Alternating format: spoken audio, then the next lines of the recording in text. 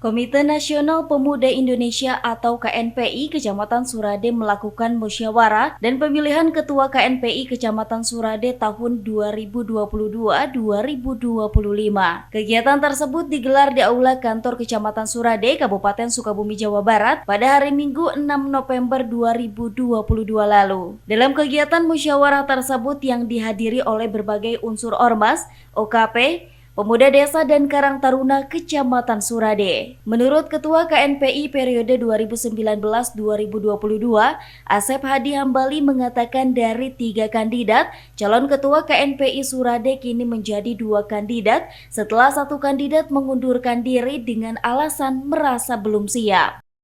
Alhamdulillah hari ini terselenggara Muscam tingkat kecamatan PKKNPI Surade dan alhamdulillah dihadiri oleh Bendum, Bung Yandra dari DPD KNPI dan para ketua OKP yang punya hak suara 8, peninjau itu sekitar 13, pemuda desanya itu 11 dan 1 kelurahan.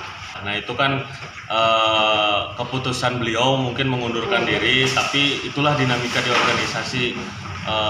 Ada yang terus maju dan mundur mungkin karena ada nilai bargaining ataupun yang lain saya tidak mengerti, tapi itu hak beliau untuk mengundurkan diri, tapi pada akhirnya Muscam ini lancar.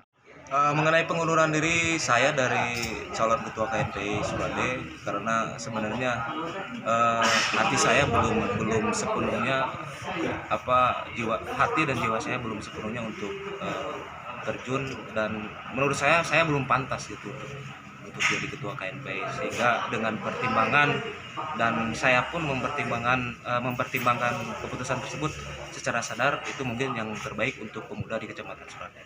Itu murni unsur dari hati nurani saya yang paling dalam demi kemajuan pemuda yang ada di Kecamatan Surade.